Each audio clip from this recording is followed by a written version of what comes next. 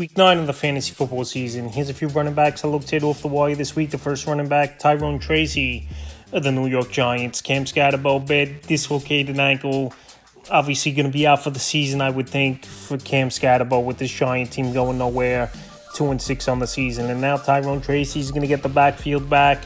And he's been back over the last couple weeks for this New York Giant team. Week 7 at Denver, 9 carries, 46 yards, a touchdown. And then week 8 finishing that ball game up at the Eagles, 10 carries in that one, 39 yards, 2 catches, 14 yards for Tyrone Tracy. So Tracy, we saw last season for most of the year, he was the running back over there for this Giant team, still out there in 52% of fantasy leagues. And now, like I said, Scatterbo, he had a big workload, and Tracy's going to step in, and I think Devin Singletary will get some work as well, where we saw Singletary in that game get 2 carries and a catch, 28 yards, but I don't think he's really a fantasy option. This makes this list available in 52% of leagues. He's an ad this week. The next back, Tajay Spears of the Tennessee Titans. Tajay Spears, he looks like the better back over the last few weeks for this Titans team, where Tony Pollard can't do much.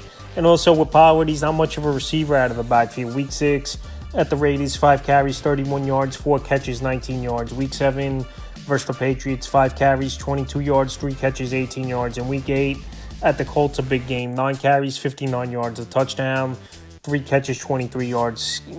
So surprisingly, Spears still out there in 69% of fantasy leagues. And this is pretty much a 50-50 split for the most part, especially with Tajay Spears in there, the passing downs back, where he's had that role with this team for many seasons, going back to the Derrick Henry days. So with this Tennessee Titan team, one of the worst teams in the league, obviously, and they're trailing a lot and have to chase points, Spears will be on the field more times than not, you would think, than Tony Pollard, especially in the second half of games. He's definitely an ad this week. In fact, Bam Knight of the Arizona Cardinals. So the Cardinals, we know, a bunch of injuries in the backfield this season. James Conner out for the season. Trey Benson, he's still going to be out. He's banged up, coming off a knee surgery. And Bam Knight and Michael Carter Jr., it's been in that backfield over the last few weeks for this Arizona Cardinal team, with Bam Knight being the guy that benefits more for fantasy football with goal line touches and more in between the tackle touches. Week 5 versus Tennessee, 4 carries, 11 yards, a touchdown, a catch,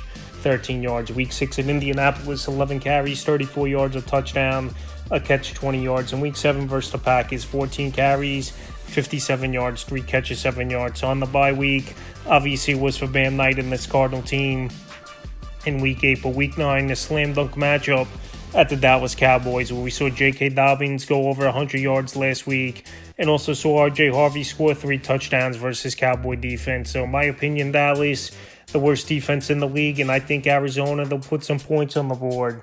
And Knight definitely an ad this week. The next running back, Hank Bigsby of the Philadelphia Eagles. So last season he had some decent games, was Bigsby with the Jacksonville Jaguars. Then early in the season, the Philadelphia Eagles traded for him to make him the handcuff running back, even though they got A.J. Dillon, Will Shipley as the backups over there. Now Saquon Barkley, he went down with a groin injury in the third quarter in Week 8 versus the New York Giants and left the game. And Bigsby came in and had a nice game, 9 carries, 104 yards in that one. So Bigsby has experience. I know he's only in his second season, can run heavy in between the tackles. But the thing is, with the Week 9 bye, there's a good possibility Saquon Barkley could return to the lineup for this Philadelphia Eagle team. But like I said, you just never know with Saquon's injuries. They've been long-term injuries at times throughout his career. So even with the bye, even though he pulled up short on that groin, I think he's a running back, especially if you're a Barkley owner. Worst case, you take him as a handcuff this week, because you just never know with the groin, and he's available right now in 83% of fantasy leagues. Next running back, Dylan Sampson,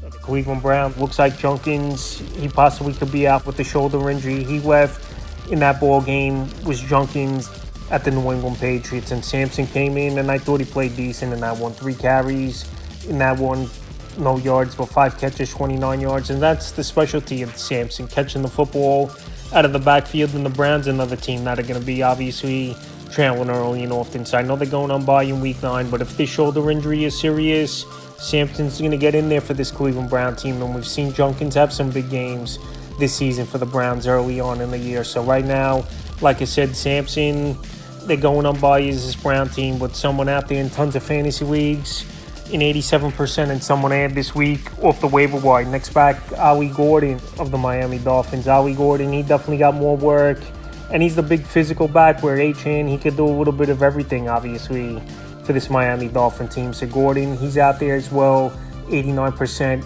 of fantasy leagues. And like I said, he had a good workload in that ball game at the Atlanta Falcons in Week 8. So the last few weeks before that, barely saw the field and touched the ball. Week 6 versus the Chargers, 2 carries, a yard, a catch, 1 yard in that one. Week 7 at Cleveland, 5 carries, 11 yards, a catch, 2 yards. And Week 8, Atlanta, the big game, like I said, 10 carries, 46 yards, a catch, 20 yards, and a touchdown. So Week 9, a good matchup versus the Ravens. I give up the second most fantasy points to running backs on the season. So Gordon, a big physical back. The guy, more times than not, I think you'll see at the goal line for this Miami Dolphin team. And someone who's got fresh legs as a rookie and also not seeing the field as much. So with all those factors, I like Gordon is in there this week. Next back, Isaiah Davis of the New York Jets. I know Davis and the Jets are going on bye this week, but there's a good possibility Breece Hall might be traded. This New York Jet team, 1-7 on the year. They're not going anywhere. Breece Hall's a free agent after the season, and the Jets don't want to pay him. So if they could get, a 4th, 5th round pick and a deal for him, I think they would do it as this New York Jet team. So Davis had his best game of the season the last few weeks for Davis. Week 6 versus Denver, 2 carries, 2 yards, a catch, -1 yard. Week 7 versus Carolina, 2 carries, 10 yards, 2 catches, 22 yards. And Week 8 at Cincinnati, 7 carries, 65 yards, 5 catches, 44 yards, and a 2-point conversion. So Davis, we know he's a third down back more than anything. We know he's got some speed, and he did take advantage of a great matchup. But who give up the most fantasy points to backs on the season? Right now, he's out there 91% of fantasy leagues is Davis, and definitely a running back. And definitely a running back that, like I said, if Breece Hall gets traded, he could step right into a starting role after the bye week for Week 10 for the shit team. Next back, Blake Corum of the Los Angeles Rams. So Corum, it seems like he's been chiseling away at the workload slowly in this backfield for this Los Angeles Ram team. Out there, 92% of fantasy leagues. I know the carries haven't been crazy, but he's a guy they like a lot of Sean McVay. And now, after the bye, we've seen first and second year players get into the offense more. I know Kyron Williams signed a contract extension in the offseason, but Blake Corum is getting opportunity.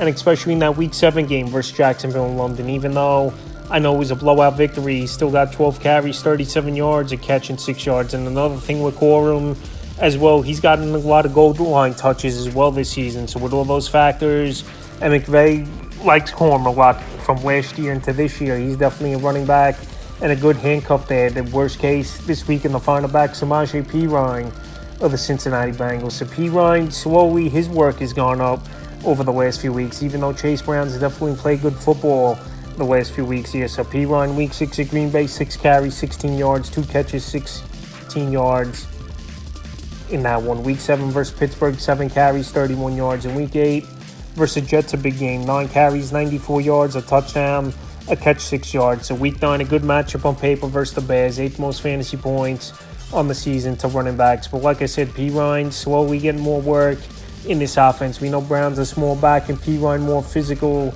back in between the tackles, and he's out there now in tons of fantasy leagues in 97%. So if you're in a pinch or you just want to handcuff Chase Brown, I think Perine's a decent ad this week. So that's a few running backs I looked at off the wire for Week 9 of the fantasy football season.